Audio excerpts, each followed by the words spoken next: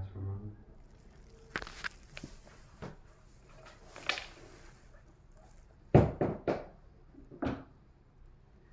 Relax your facial muscles.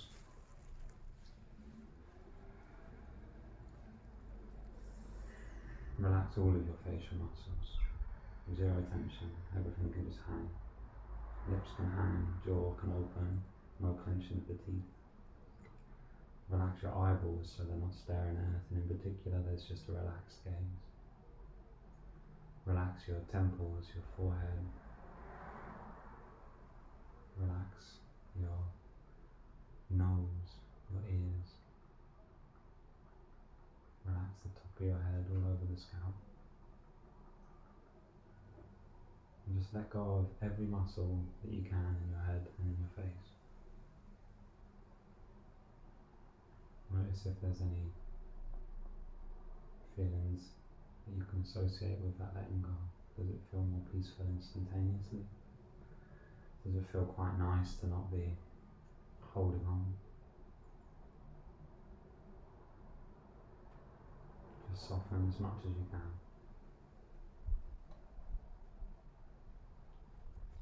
And then just go down into your shoulders, into your traps, into your back, into your chest, and do the same.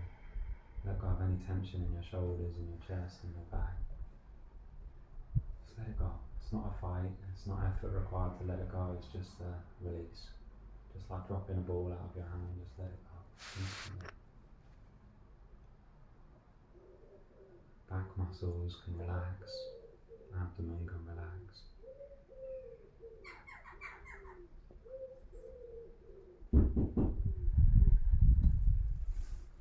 Your buttocks can relax. And you just use the next few moments to let go. You can scan your legs the same, you can let go of your leg muscles, let go of your feet. You can be more interested in the sound of the door, you can come back to your body and just sit still. Letting any effort to do anything, just go.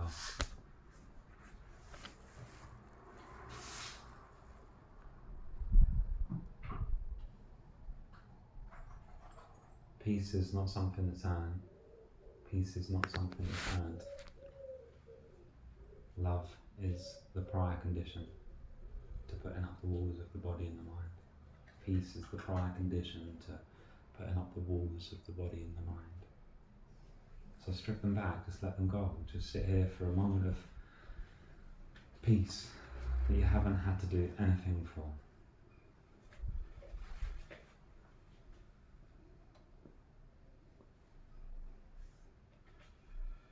We're so conditioned to feel like we deserve something when we work hard for it. And we get conditioned like this from a young age. So the invitation here is to stop doing anything and notice what still exists. To notice what's still here when you're not trying to do anything.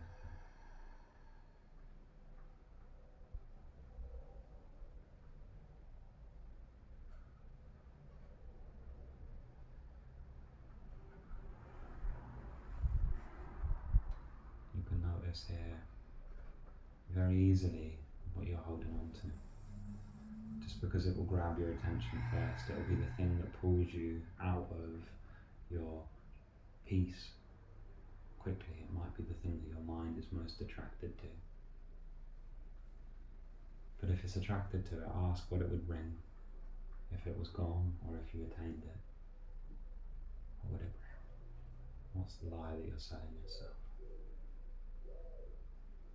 Do you think that the space, the consciousness that you're sitting in this moment, the space that hears my voice, the space that knows all sights and feelings, do you think that space can ever be more complete, ever be more whole, ever be more full? Do you think it's ever been fragmented up until this moment? Do you think it ever can be fragmented? So what are you searching for that isn't right here already? What do you want? isn't in this moment. And if something pops up as a thought, then what will it give you that you haven't already got in this moment? In this moment, there is no one richer or poorer than anyone else. There is no one more wise or less wise. There is no one more old or younger. There is no difference in this space that we're all sitting in, this space of soul, this space of bliss. There is a difference in the thoughts you might be thinking. There is a difference in the body you might be experiencing. But the space that is experienced in both of them is one unified consciousness. So breathe into that space for the next few moments. Let go of your body, let go of effort, let go of anything, and just recognize who is the meditator that is meditating. Don't answer it, recognize, just look inwards, just for a moment.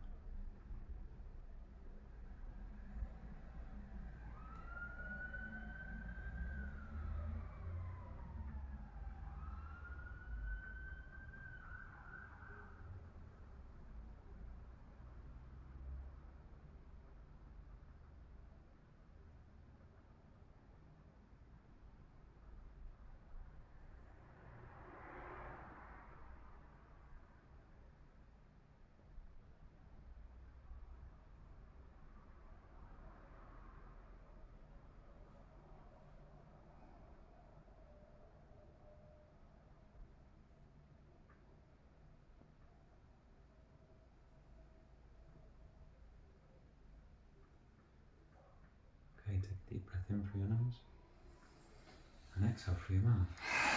2 more. Big breath in. Let the whole day go.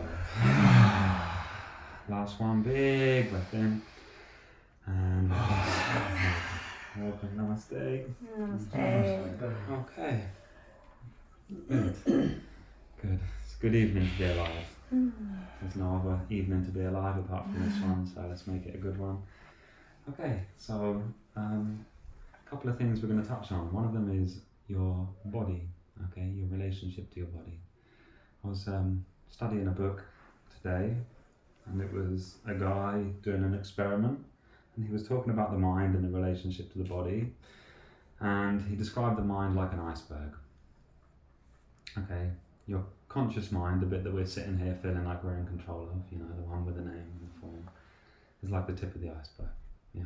And then your subconscious mind is this huge bit of mind underneath it. Okay, this is like the operating system, and this is the bit that we associate to be ourselves. This tiny little portion, and this thing's running the whole show, observing everything, and we think we're running the whole show. There's a little bit of a clash there. And the subconscious mind is running most of the things in our body, you know. It's the thing that when you're walking enables you to walk without thinking about walking. It's the thing that when you're driving enables you to drive without driving. How many things in your day do you do without really having to focus hard to do them?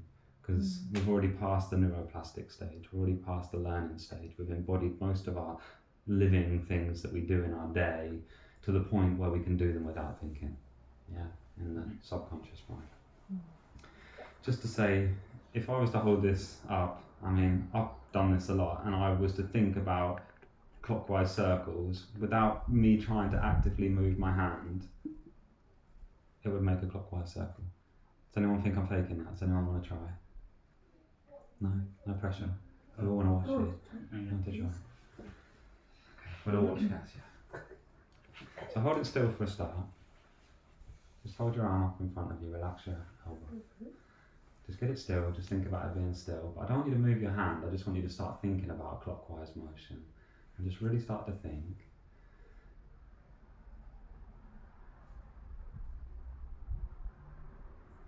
Okay, and it starts to want to move. In a second, emotion. Okay, subtle. Now you're thinking about being still, right? Yeah. Okay, it wasn't the best description, but it's true. Okay, so our subconscious mind, you can play with that idea on your own, it's really quite fun. Your subconscious mind has micro control over the body. Okay, so the way that you're sitting in this moment, or the way that you sit for your meditation seat, has an effect on the way that your meditation feels. If you're sat slouched, and you're sat down, and your head's down, you're giving your body, your mind signals, okay? So we can take control over our body and over our emotions just by the stance that we take, you know. What we think is, I feel sad, so I'm going to slouch, or I feel sad, so I'm worried, or I'm anxious, and I'm going to bite my nails and these things. But we can do the opposite. We can first instruct the body to be tall, confident, and calm. Do you remember when we talked about Tadasana? You must remember. Powerful moves. Taking control of these things, right? We need to start to take the reins on the things that we want to feel, okay? Now, everything that I teach you, every tool that I teach you, remember, is a tool, and it doesn't have to be implied. You are already complete. Your consciousness is already full, okay? And there is no amount of practice that is ever going to change that space, okay? It's just to make you feel better. And if you're going to be here, we want to feel as good as we can, okay? And that means that we can polish our minds, we can polish our bodies in a way that is serving our present moment in being more lucrative, joyful, and peaceful, okay? So we're going to practice subtleties of the way that we sit in meditation, okay? So we're going to do this today in a way where we change our posture slightly, where we sit up a little bit taller, and we're just going to use the instruction with the string on the top of our head pulling out of our spine. Okay, so what I want you to do is first just feel the seat that you're in, okay? I want you to close your eyes. I want you to feel your body language. I want you to understand the nature of what we just did in the start of the class and how much better you felt, hopefully, just after relaxing different portions of your body. Now, with your eyes closed, I want you to notice your spinal muscles. All the muscles up your spine that are erecting your spine and holding it up. Now, I don't want you to change anything about the way that your spine is sitting. I just want you to let the muscles go. Relax them. Good. Now I want you to imagine that there's a string on the crown of the head and it just gently pulls the head up about 2 millimeters. And now feel the muscles around the spine and notice if there's any difference. You're not holding on to any of them muscles, you're just relaxing them. Now drop the shoulders back and then down and relax them. Open your chest. You're not holding it there, you're not forcing it there, you're opening it. And then soften every other limb and muscle in your body in one breath. Take a deep breath in. And don't change the posture as you exhale, relax. So you're sitting up nice and tall, you're elongated through the spine, your heart's open. And now I just want you to notice your facial muscles. And I want you to notice if they're neutral. And if they're neutral, I want you to indicate a gentle smile just by lifting your cheeks ever so slightly. And then I want you to drop them back to normal. And then I want you this time, as you lift them, to notice if there's a quality that changes in your mind. So just gently lift your cheek. And then drop them. Good. Take a deep breath in. And exhale through the mouth. Okay. Little subtle things. You can open your eyes. Okay, these are really gentle cues of the body, okay? There's a technique called the Alexander technique. Anyone heard of that? Yes. Yeah. Okay. It's about using your body to do the maximum efficiency with the minimum effort. When you're carrying a shopping bag and you're holding that bag and your arm's tense and your fist is clenched, are you overusing the amount of energy to hold that shopping bag? 90% of the time it's a yes, okay? 90% of the time when we're holding our body up, it's tense. Do you know if you push someone on the chin and they were holding their posture correct, their neck should move freely? You know, but most of us are tense. You go to push a chin, it's stiff, right? There should be a balance. There should be minimal effort holding your neck onto your head. There should be minimal effort holding your torso onto your spine. And this comes from relaxing. And in our society, the way that we are today, we're stimulated so highly, we're fired up so much that everything's tense. Yeah. And my invitation is to relax, is to let it go, okay? So you can just loosen up, you can move, you can relax for once, okay? So I want to have fun with it tonight. Okay, so tonight we're going to go back to the old school method of meditation, okay? We're going to do intense breathing. We haven't done it for a while, so we can do something. How are you with intense breathing? Are you okay? What can't you do? I'm not able to like hold my breath. I've got a health condition basically that I can't hold my breath at all basically. Have they mentioned anything on like Bhastrika or intense breathing, or just holding your breath? Just holding my breath, Okay, really. good.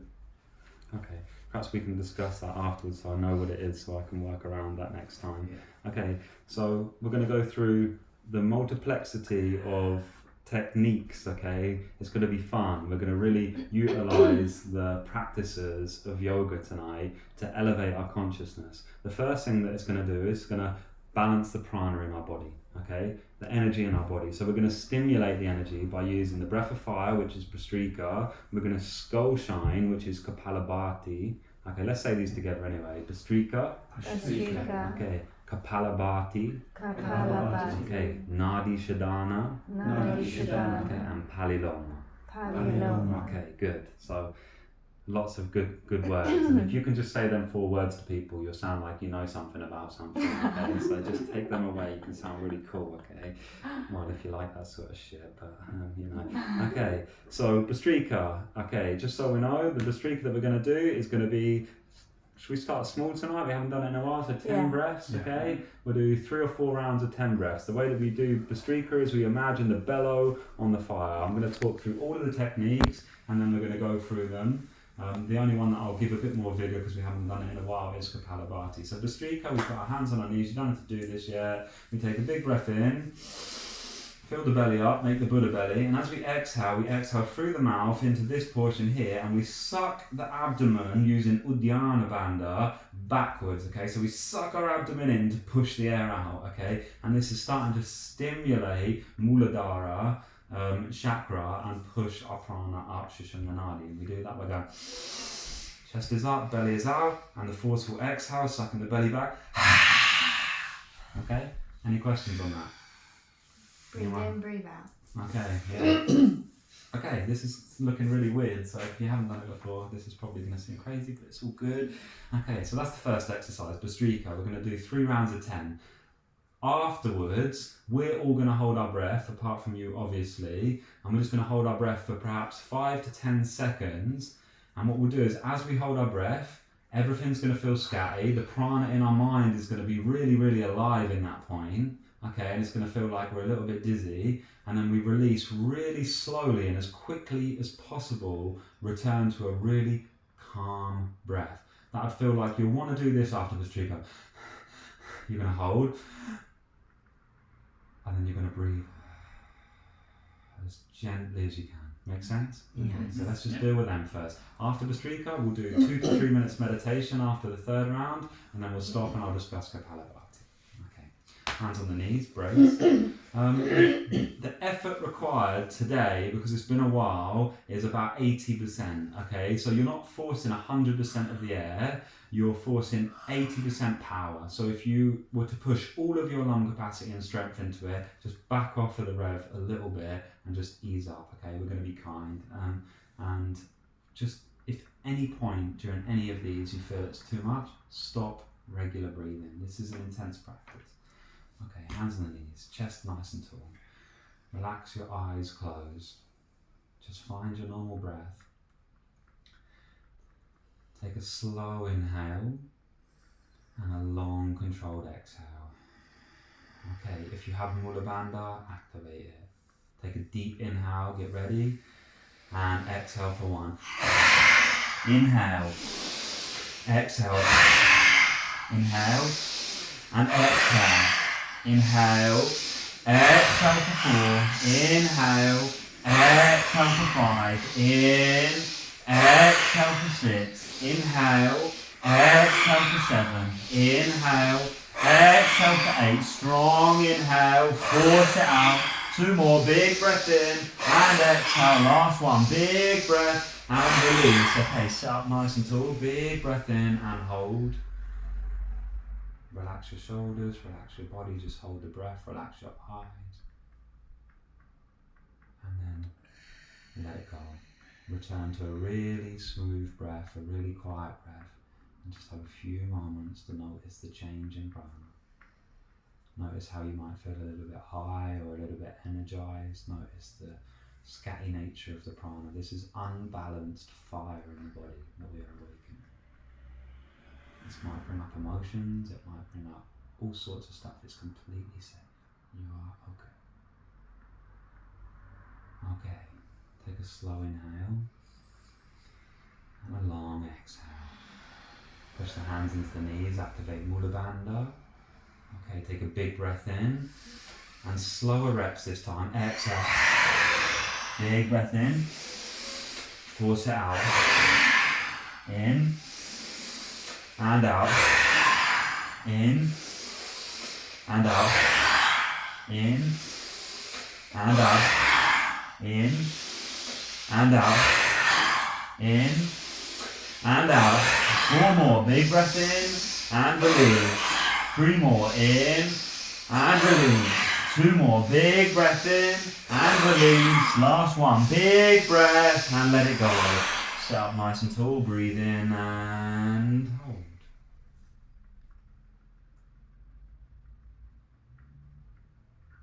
And release. Resume your normal breathing as quickly as you can.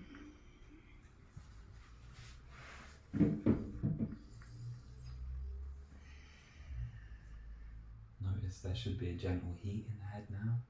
There should be a gentle heat in the body and perhaps a gentle tingly feeling all over. This is the granthis breaking, this is the nadis in the body opening, and this is you oxygenating your body. All of the little ailments and problems seem to disappear after just a few rounds of Bhastrika. Okay, the last one we'll do 13 breaths. We'll do it quite fast and quite forceful. We'll up the ante of force, but not harsh.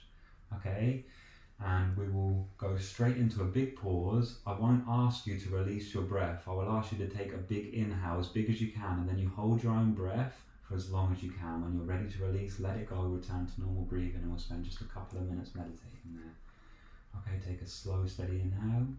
Sit up nice and tall, expand the chest. Gentle exhale. Activate Mula Bandha if you have that practice. Take a big inhale to begin. And exhale. In and out. In and out. In and out. 4. Inhale and exhale. 5. Inhale and exhale. 6. Inhale.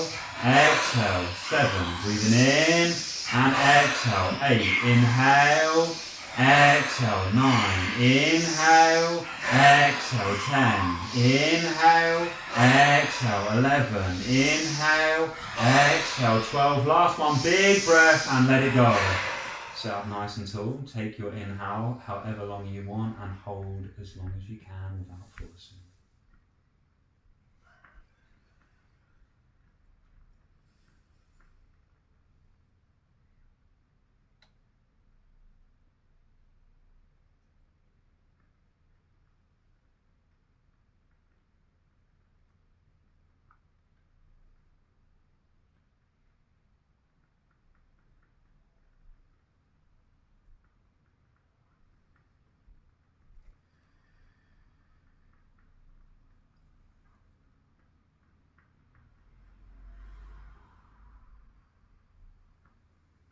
Just relax. Relax your shoulders, relax your body, and just relax. Notice the shift of the space of consciousness. Notice if it feels any clearer. Or maybe more anxious, maybe more nervous. Just notice. Don't judge.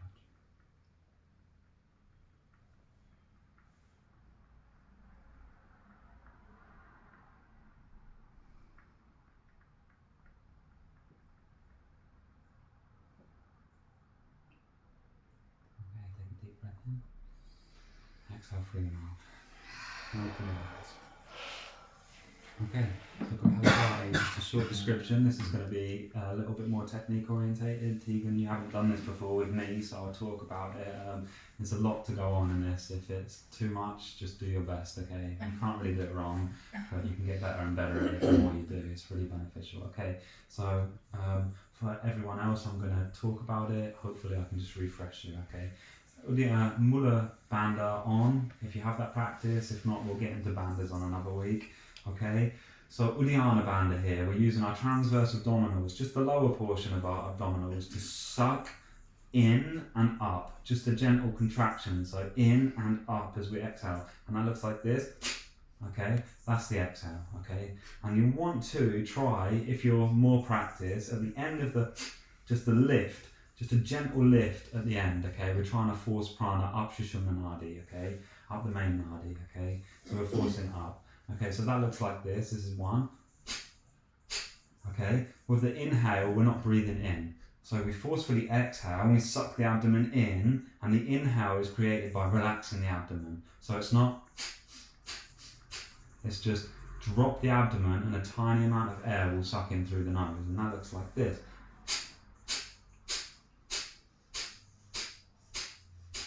I'm not actively breathing in. Make sense so far? Mm-hmm. Okay, good. Second portion is, if you want your prana to get past your solar plexus, okay, you have to sit with your chest up, okay? That means when you're doing Kapalabhati, because you're forcing your abdomen in and out and you're churning, you're nauli churning, your stomach area, we have a tendency to get more and more like this as we go and round, okay? It's really important that we have our chest up, because as we advance the practice, we're going to take Jalandhara Bandha for the retention, and the chest needs to be here so that when we take our chin down, we can lock it, okay? Make sense? Yes. Okay, and what's going to happen there is any compression that's going on through Sushumna Nadi from your spine being out of line is going to be alleviated. We want the double S curve in our spine. So our lower back wants to have a gentle curve, then our chest opens, and then our neck has the second curve. So the posture is a really tall, dominant pose here. It's not passive, it's really an active pose where you'd be strong, okay? And the force of the exhale should be like you're blowing out a candle. Okay, so let's all just do that with the mouth once. Good, good. Okay, one of them was like not blowing the candle out, it was really weak, okay? It's a big bloody candle, try again, blow the candle out. Okay, good, and we're just going to do that with the nose. So close the mouth. Okay, make sense? Yes. Okay, we're going for 21 repetitions. This is one of the best ab workouts you'll do in your life. If you do 108 of these, which is what we're meant to do, your abs the next day suck, okay? So that's what we're going to do. If you really don't have transversal Uddiyana Bandha control, you can hold your fist like this, and you can use your hand like this, and you can go, and you can pump your hand, and it is just as beneficial for a start to do that than it is to try and use your abdomen. And I would even go as far as saying, if you're not controlled with your abdomen, this is more beneficial because you're stimulating it, which means your prana is going to go higher. Okay? Any questions? No. Okay, good. Right, let's give it a go. Okay, I'm just going to change my feet round. Okay. We could, if our hips are tight in this, take kneeling as well. It's more beneficial to do Kapalabhati in a kneeling posture, but today we'll stay as we are. Okay, hands on the knees. Unless you're going to take this posture, hands on your knees. Okay, take a big breath in and elongate your spine. And exhale. Close your eyes and trust your mind to be able to follow the command. Take a big breath in and make your chest as big as possible.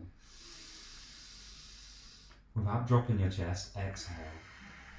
Okay, one more time. Big breath in. Keep the chest big, and then as you exhale, just drop the chin slightly. Okay, hold in that posture, do not let your chest drop. The rhythm is going to be, I'm going to say exhale, then you're going to exhale, exhale. That's the rhythm, okay? One more big breath in. One long, smooth exhale. Take a short inhale, and begin. Exhale, exhale, exhale, exhale, exhale, exhale, exhale, exhale, exhale, exhale, exhale, exhale. Exhale, exhale, exhale, exhale, exhale, exhale, exhale, exhale, exhale, exhale, exhale, exhale, exhale, exhale, exhale, exhale, exhale, exhale, exhale, exhale, and exhale slowly. Relax your shoulders, take a few gentle breaths. Just relax the breath. And the prana in the body that we activated earlier starts to center in the head. The head feels calm and spacious. The mind is relaxed, there's no tension there. Take a deep breath in and a long exhale. Take a big breath in this time, pick the chest up really big. As you exhale, drop the chin, keep the chest lifted. Take a short inhale to begin. And exhale, exhale, exhale, exhale,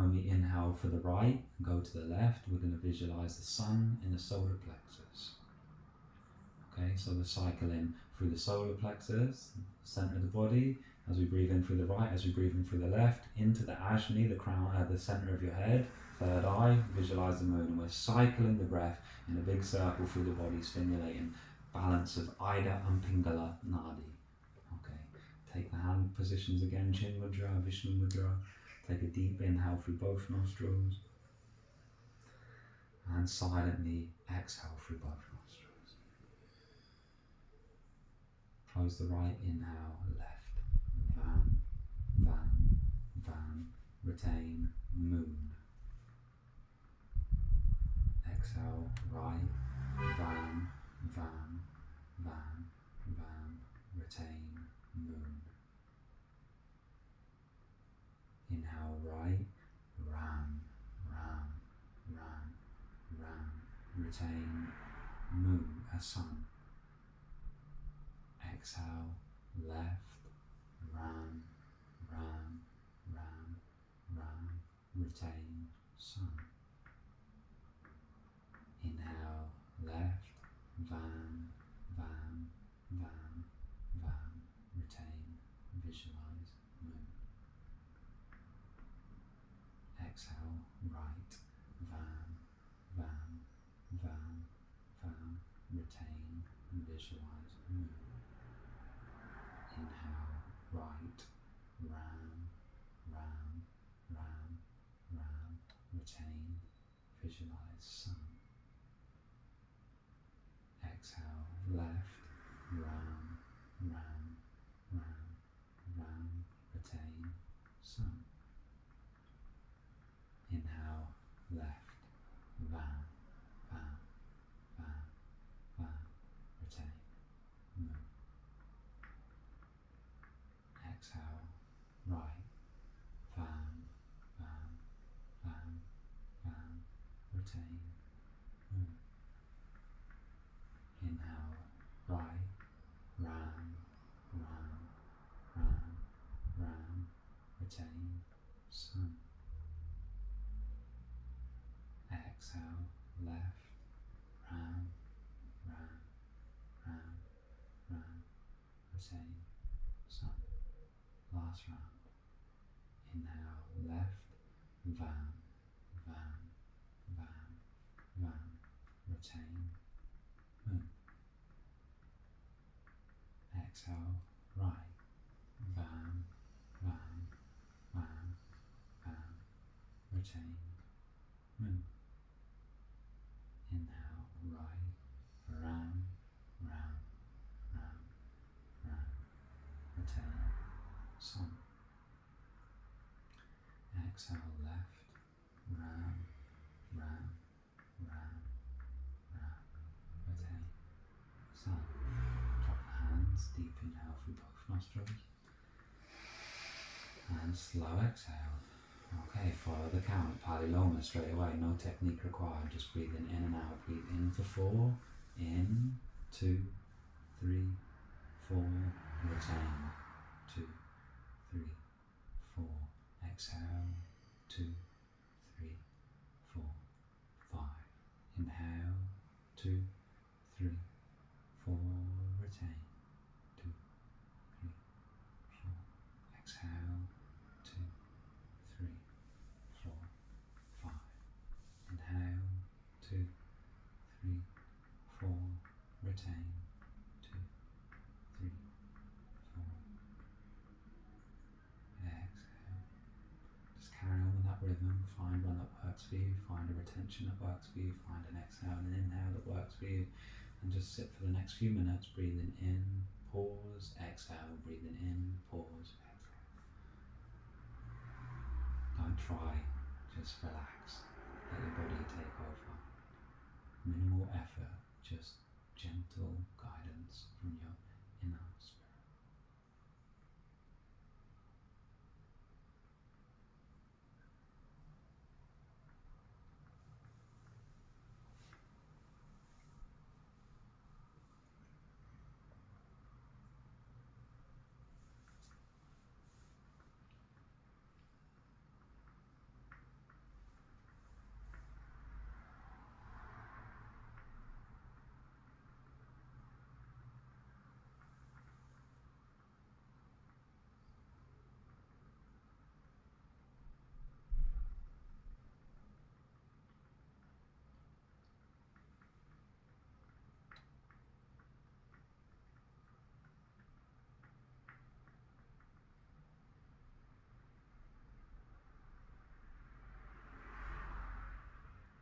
just let all of the practice go.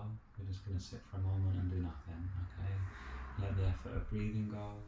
Let the effort of moving go. Let the body's pains that are probably there in your legs and that, let it all go. Just be with it. Know that you don't have to fidget, you don't have to move, you don't have to itch, that nothing is going to really matter just for staying still for the next 2 minutes. If your body wants to scream, let it scream. If your mind wants to scream, let it scream. You're just going to sit here as still as pure naked awareness. I'm just going to rest as deeply as possible by not allowing anything to waver you off of your seat. Just for 2 minutes. This requires no effort. It requires you not to touch anything, not to do anything. Just to surrender with all of your being to love.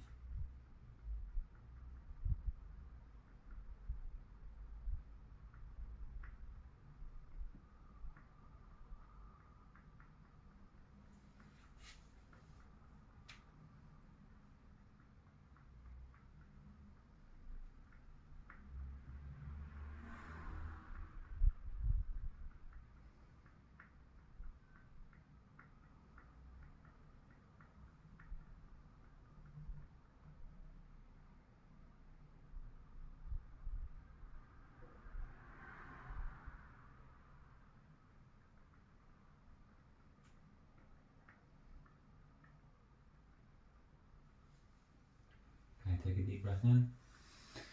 Let the whole practice go and exhale. Fidget if you need to, stretch your legs out, have a quick move before we go into some talks. I'm glad I candle out. Yeah, I thought it was getting. I put that one on to test you then. How are you feeling? Was it good? You happy? Was it a lot? Yeah. It's nice, isn't it? Yeah, it's nice when you use that stuff as a tool. It's a lot to take in because it's new to you. I don't know how you found that. Was it okay? Okay, good. It's a lot to take in. These things really, when you get to grips with them, these guys will tell you over time they just develop more and more depth in just their own practice. And when you can start doing them and not thinking so much, you can really lose yourself in them, right? It's been a while, so how did you start? Yeah. I really missed it. Yeah. So the effect on the nervous system is really stimulating, okay? It's just something that we can do because one of the things that, and this is really, really applicable, one of the things that we can't do is tackle the mind with the mind. It's really important to know that, okay? If you've got a loud mind or an active mind and you try and use your mind to quieten your mind, does anyone see the delusion there? It's fucking crazy, isn't it, right? That's what we do. The mind goes, I'm not satisfied, so let me use me to make me less satisfied and let me keep looking and blah, blah, blah, blah, it keeps going, right? We can't beat the mind with the mind. I've got a book here that I taught from for a year with you guys. The first show of it is called The Conquest of Mind by Swami Shivananda. And it's a whole book that talks about how the mind can't conquer the mind, okay? The way that you conquer the mind is you conquer the body and you conquer your nervous system, okay? So pranayama cures the mind, asana cures the body. If your body is peaceful, okay, and we all know this, when we're feeling good in our body, our mind tends to follow suit because they work together. They have a symbiotic relationship, okay? So if we have a happy body, it's very, very likely that we're going to have a happy mind. And what happens is we get to a point in our life, and we're all going to experience this at some point, where our body starts to change, okay? And at that point, we start to recognize, I can't do these things that save my body. I'm getting pains, I'm getting ailments, I'm getting injuries, I'm getting old, okay? And at that point, our practice can become flawed, okay? Then we need to use our breath, okay? And then when we use our breath, it will deliver us. And finally, once we've done that and we've spent enough time calming this system, then we can start to really investigate the landscape of what lies beyond it. Because it's all well and good me giving you the invitation to stop, which is where I'm at in my practice. But if your mind is louder than the inquiry, then you're never going to stop. So it's really important that you combat your mind, you combat your body, and you combat your nervous system, okay? And this is just one way to quieten you down. You're probably feeling it now, okay? The second thing that we would add to the portion of this sort of practice is something to deliver the mind, okay? Once you've worked on your body, or if you can't work on your body because you're not doing a physical practice, then you do your pranayama. Then to deliver the mind is what being? How do we deliver the mind? Man, Yeah, mantra. Okay, mantra. That word broken down means the deliverance of the mind. Okay, so the first thing is we've quietened our body, we've quietened our nervous system. We're feeling calmer, we're feeling good. Now the mind is going to have a tendency to want to rev up. Okay, so now what we do is we exercise the mind. We give it a mantra. Okay, and that can be of any choice. But let me be radically honest here. A mantra has to be of good nature to deliver the mind, okay? And it is very, very likely that you can't make something arbitrary like an English sentence a mantra unless it's a very, very high quality sentence, okay?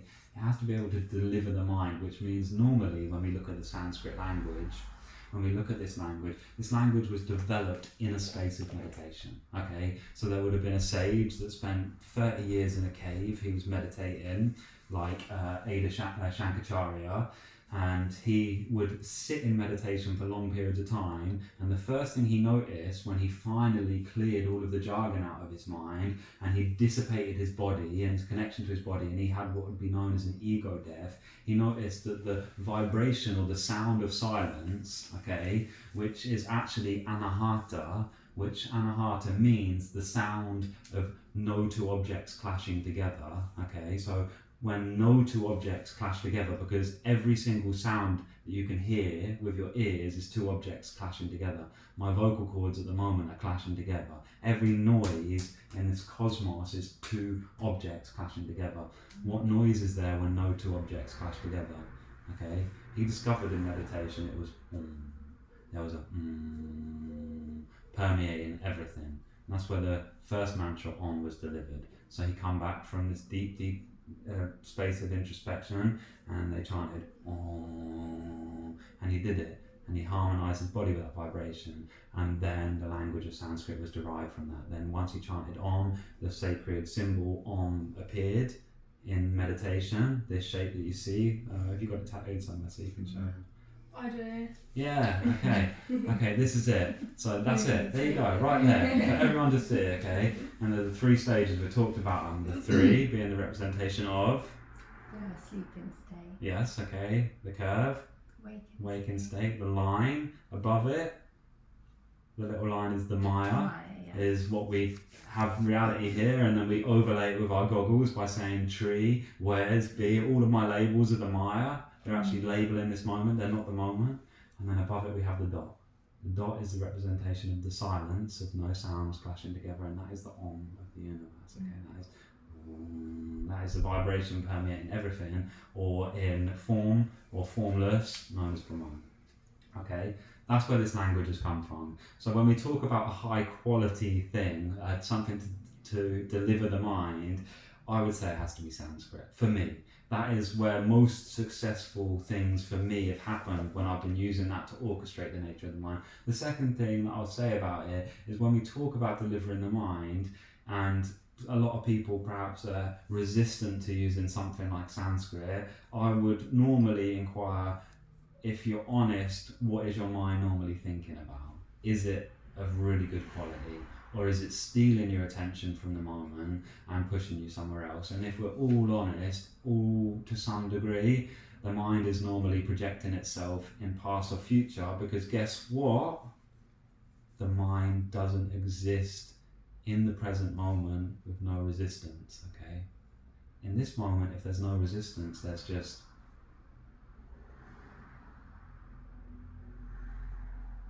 Okay? Simple. Mm. The minute I hear a car, I go, car, where am I getting the information car from? Your mind. And where did that learn it? Where did I learn what a car was? Somewhere in the past. This moment doesn't reveal car to me, this is just a sound. My mind is alive because of the past. It predicts the future because of the past. Yeah. There's no such thing in this moment as mind, okay? The mind is, every label that is projected by the mind has been taught from the past, okay? It's really important to know that. It's like, it's fine. And the mind is a great tool. You're going to live with it forever, so don't hate it, okay? It's going to be there. I'm just making blunt facts and statements here that are really, really radically true. Okay, so today we're going to do a mantra. I wasn't going to do a mantra today, but let's just do the full package, okay? Let's do everything that we could do to deliver ourselves. And we're going to use a new one, okay?